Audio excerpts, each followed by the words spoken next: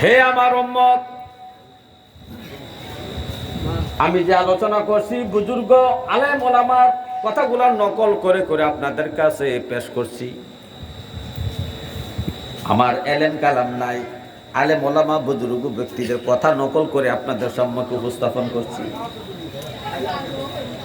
বিভিন্ন হাদিসের বরাতের মাধ্যমে মন্থন করে যে সন্তানগুলা মা বাবার উপকারে আসবে, পরকালে মা বাবার নাজাতের মাধ্যম হবে, মা বাবাকে জান্নাতে নেওয়ার মাধ্যম হবে, যে সন্তানগুলা, এই 4 প্রকার সন্তানের উল্লেখ বিভিন্ন হাদিসের মধ্যে আছে। এক এক হাদিসে এক এক প্রকারের সন্তানের কথা বলা হয়েছে। এর মধ্যে প্রথম 1 নম্বরের সন্তান হলো শহীদের মা বাবা। কারো সন্তান যদি শহীদ হয়, ওই শহীদের মা বাবার কপাল ভালো, কারণ শহীদরা বিনা হিসাবে জান্নাতি, তাদের কোনো আমল নামায় আল্লাহ দেখবেন না, কোনো হিসাবে তাদেরকে নিবেন না। আল্লাহ তাআলা তাদেরকে ডাক দিয়ে বলবেন, হে আমার ওলিরা, উদখুলুল জান্নাত, জান্নাতের মধ্যে প্রবেশ করো বিগয়রি হিসাব, আজকে তোমাদের কোনো হিসাব নেওয়া হবে না। কারণ যেদিন শহীদ হইছ, তোমার শরীরে রক্ত জমিনে পড়ার সাথে সাথে তোমার জীবনের গুনাহগুলো মাফ হয়ে গিয়েছে, তোমার জন্য জাহান্নাম হারাম হয়ে গিয়েছে।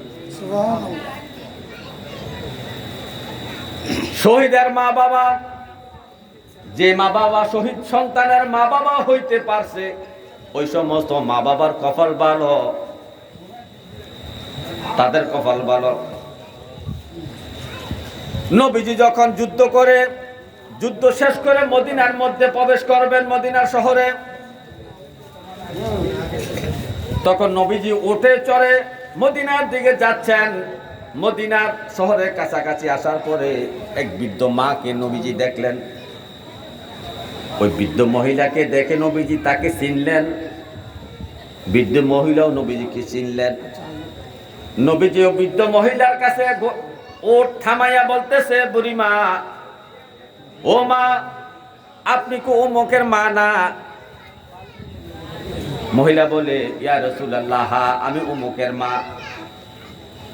নবীজি বললেন, আপনি সুসংবাদ গ্রহণ করুন, আপনার সন্তান যুদ্ধের মধ্যে শহীদ হয়েছে। আপনার সন্তানকে যুদ্ধের ময়দানে দাফন করে আসছি।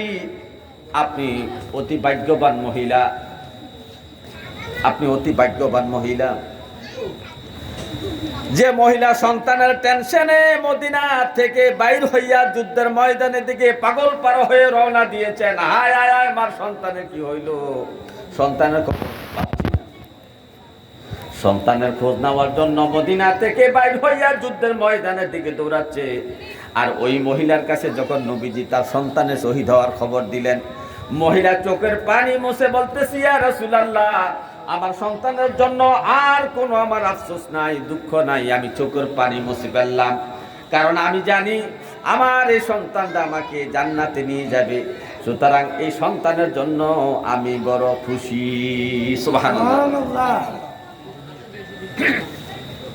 শহীদ সন্তানের মা বাবা হওয়া এটা ভাগ্যের ব্যাপার। কারণ অনেক সাহাবায়ে কেরাম চেষ্টা করেছেন শহীদ সন্তানের মা বাবা হওয়ার জন্য, কিন্তু ওনারা শহীদ সন্তানের মা বাবা হতে পারেন নাই। অনেক যুদ্ধ অংশগ্রহণ করেছেন, কিন্তু গাজী হইয়া ফিরছেন, কিন্তু শহীদ হতে পারেন নাই। এই জন্য আজকে যাদের মা বাপ, যারা শহীদের মা বাপ হয়েছেন, তাদের কপাল ভালো, কিন্তু শহীদ হইতে হবে দেশ প্রেমের জন্য, ইসলামের জন্য শহীদ হইতে হবে, নবীর প্রেমে শহীদ হইতে হবে। কিন্তু রাজনীতির জন্য মারামারি করে আপনি শহীদ হইবেন, দুনিয়ার জন্য, দুনিয়ার স্বার্থের জন্য, দুনিয়ার সম্মানের জন্য শহীদ হইবেন, এটা শহীদ হিসাবে গ্রহণ করা হবে না। শহীদের দরজাটা খুবই মর্যাদাশীল দরজা। ওই শহীদের মা বাবা হওয়াটা প্রত্যেকটা মা বাবার জন্য একটা সৌভাগ্য। 2 নম্বর সন্তান হইল কোরআনে হাফেজ। কোরআনে হাফেজের মা বাপ যারা হয়েছেন ওই সমস্ত মা বাবা ভাগ্যবান।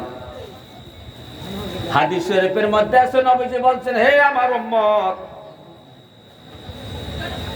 যে ব্যক্তি কোরআন শরীফ মুখস্থ করলো, এই কোরআনের শরীয়তের হুকুম হাকাম অনুযায়ী কোরআনের নির্দেশনাবলী পালন করলো, আমল করলো, যথাযথভাবে কোরআনের বিধিবিধানগুলোকে মান্য করলো,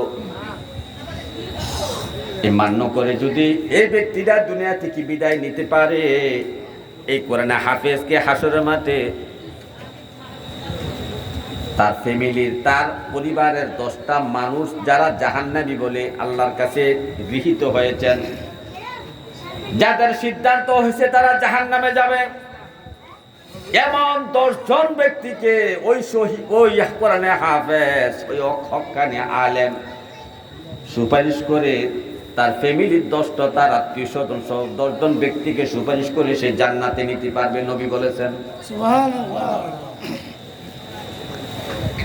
এই কোরআনে হাফেজের সন্তান, কোরআনে হাফেজ সন্তানের বাবা মা যারা হয়েছেন তারা সৌভাগ্যবান। এই কোরআনে হাফেজ সন্তান যত কোরআন তেলাওয়াত করবে, এর একটা অংশ মরা মা বাবার কবরে প্রতিদিন পৌঁছতে থাকবে। আল্লাহর এক বুজুর্গ ব্যক্তি রাস্তা দিয়ে হাঁটতে লাগছিলেন, হঠাৎ করে সামনে একটা কবরস্থান দেখতে পাইলেন।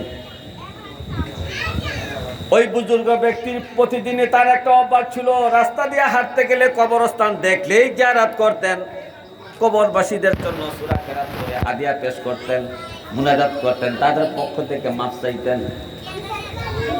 আল্লাহর এই বুজুর্গ ব্যক্তি রাস্তা দিয়ে হাঁটতে যায়, তখন কবরস্থান দেখলেন, এই কবরস্থানের পাশে দাঁড়িয়ে জিয়ারত করে তাদের জন্য দোয়া করলেন। আল্লাহর এই বুজুর্গ ব্যক্তি বসুরিয়াতা ছিল, অন্তর্দৃষ্টি খোলা ছিল। আল্লাহর এই ওলি জিয়ারত শেষ করে তার কর্মস্থলে যাইয়া সন্ধ্যাবেলা বাড়িতে পৌঁছলেন। এশার নামাজ পড়ে যখন শুইলেন, তখন হঠাৎ করে তার স্বপ্নে আসলেন। উনি স্বপ্নের মধ্যে পড়ে গেলেন। স্বপ্নের মধ্যে পড়ে দেখতেছেন ওই যে দিনের বেলা জিয়ারত করে কবরস্থানে যে নেকগুলা বন্টন করে, নেকগুলা তাদের কবরে দিয়েছিলেন, দিনের বেলা যে কবরস্থান জিয়ারত করেছিলেন, যে হাদিয়াটা এই কবরবাসীদেরকে দিয়েছিলেন, এই তার হাদিয়াটা বন্টন হচ্ছে। স্বপ্নের মাধ্যমে দেখতেছেন বন্টন হচ্ছে। ফেরেশতারা তার এই হাদিয়ার নেকগুলা প্রত্যেকটা কবরবাসীর প্রত্যেকটা কবরের মধ্যে সওয়াবগুলা বন্টন করে দিচ্ছেন। এই সওয়াবগুলা নেওয়ার জন্য কবর থেকে নারী পুরুষ সবাই উঠে আসছে ফেরেশতাদের কাছে। আল্লাহর ওলি স্বপ্নে দেখতেছেন, কিন্তু আল্লাহর ওলি খেয়াল করে দেখতেন একটা কবরের মধ্যে একটা বৃদ্ধ মহিলা, উনি কিন্তু সওয়াব নেওয়ার জন্য ওই জিয়ারতের এই যে হাদিয়াটা পেশ করছিলেন, সেই সওয়াবটা নেওয়ার জন্য মহিলাটা আসলেন না। আল্লাহর ওলি স্বপ্নের মধ্যে মহিলাকে প্রশ্ন করলেন, বুড়ি মা, সব কবরবাসীরা নেক নেওয়ার জন্য ফেরেশতার সামনে হাজির হইল, আপনি কেন কবর থেকে উঠে আসলেন না নেক নেওয়ার জন্য? এই বুড়ি মহিলা বলতেছে, হে আল্লাহর ওলি, আমার সওয়াব নেওয়ার জন্য, জিয়ারতের সওয়াব নেওয়ার জন্য ওখানে আমার যাওয়ার দরকার নাই। আল্লাহর ওলি প্রশ্ন করে, কেন দরকার নাই? মহিলা বলতেছে, আল্লাহর ওলি গো, আমি দুনিয়ায় জীবিত থাকতে আমার একটা সন্তানকে কোরআনে হাফেজ বানাইছিলাম। তার বাবার মৃত্যুর পরে আমি অনেক কষ্ট করে, অনেক পরিশ্রম করে আমার সন্তানটাকে কোরআনে হাফেজ বানাইছিলাম। আমার এই সন্তানটা বাগদাদের জমিনে ব্যবসা করে, ব্যবসার ফাঁকে ফাঁকে সময় সময় সে 24 ঘন্টা কোরআন তেলাওয়াত করে। যখন সে দোকানের মধ্যে বসে, যখন কাস্টমার থাকে, তখন মনে মনে সে কোরআন তেলাওয়াত করে। আর যখন কাস্টমার থাকে না, তখন নির্দিষ্ট জায়গায় বসে বসে সে উচ্চ আওয়াজে কোরআন তেলাওয়াত করতে থাকে।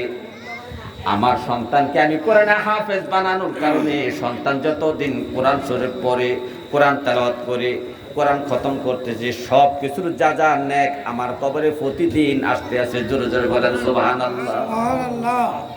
প্রতিদিন কবরে সব আসতেছে। এখন আল্লাহর ওলি হঠাৎ করে ঘুম ভেঙে গেল। আবার কিছুদিন পরে এই রাস্তায় যাওয়ার সময় আবার ওই কবরস্থান সামনে পড়লো, আবার জিয়ারত করলেন। জিয়ারত করে ওনার কাজ শেষ করে আবার বাড়িতে গেলেন। রাতের বেলা আবার ঘুমাইলেন, স্বপ্নের মধ্যে আবার পড়লেন, ওই আবার সব বন্টন হচ্ছে তার জিয়ারতের সব। হঠাৎ করে দেখতেছেন যে মহিলাটা ওই কবরস্থানে বসে থাকতো, নেক নেওয়ার জন্য আসতো না, আজকে ওই মহিলাটা নেক নেওয়ার জন্য কবর থেকে উঠে আসছে। তখন মহিলার কাছে যে প্রশ্ন করলেন, হে আল্লাহর বান্দি, আমি গতবার অর্থাৎ কিছুদিন আগে যখন কবর জিয়ারত করলাম, সবের জন্য আসলেন না, আপনার সন্তান কোরআন তেলাওয়াত করে আপনার কবরে হাদিয়া পাঠায়, কিন্তু আপনি যে আজকে সব নেওয়ার জন্য আসলেন, কাহিনীটা কি? তখন আল্লাহর ওলির সামনে ও মহিলা বলতেছে, হে আল্লাহর ওলি, কিছুদিন আগে আমার সন্তানটা দুনিয়া থেকে ইন্তেকাল করেছে। ইন্তেকাল করার কারণে আমার সন্তান আর কোরআন তেলাওয়াত করে না, আমার কবর আর কোরআন তেলাওয়াতের হাদিয়া আসে না, যার কারণে দুনিয়া থেকে সব আশা বন্ধ হয়ে গেছে। যার কারণে সব নেওয়ার জন্য, আপনার জিয়ারতের হাদিয়া নেওয়ার জন্য আমি ফেরেশতাদের কাছে হাজির হয়েছি।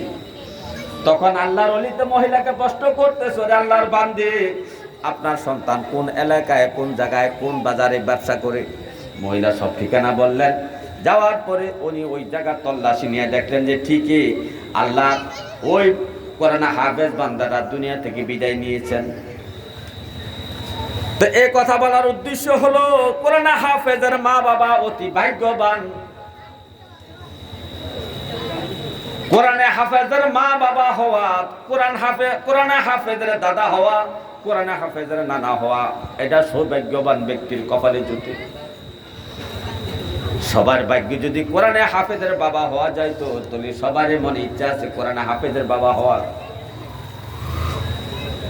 কিন্তু আল্লাহ তাআলার কাছে মুনাজাত করতে হবে, রব্বে কারীম আমাকে কোরআনে হাফেজের বাবা বানান। আর কোরআনে হাফেজের বাবা যদি আমার ভাগ্যে না থাকে, মাবুদ গো আমাকে কোরআনে হাফেজের দাদা বানায়া দেন। আর কোরআনে হাফেজের দাদাও যদি আমার ভাগ্যে না থাকে, মাওলা গো আমাকে কোরআনে হাফেজের নানা বানায়া দেন। আপনি যদি কোরআনে হাফেজের নানাও হতে পারেন, দাদাও হইতে পারেন, তার যদি আপন চাচাও হইতে পারেন, মামাও যদি হইতে পারেন, ওই যে 10 জন ব্যক্তিকে সুপারিশ করে জান্নাতে নিয়ে যাবে, এর মধ্যে যদি আপনি একজন পড়ে যান, তাহলে আপনারও কপাল ভালো। এই কোরআন হাফেজের মহব্বতে তার আওলাদের কারণে আপনিও জান্নাতবাসী হয়ে যেতে পারবেন বিনা হিসাবে। জোরে জোরে বলেন সুবহানাল্লাহ। 3 নাম্বার হলো যে সমস্ত বাবা মার ছোট ছোট নাবালক সন্তান মারা যায়, যে সমস্ত মা বাবার ছোট ছোট বাচ্চারা দুনিয়া থেকে বিদায় নিয়েছে, ভোগ খালি করে কবরবাসী হয়ে গেছে, ওই সমস্ত মা বাবা অতি সৌভাগ্যবান। আর মানুষের একটা স্বভাবজাত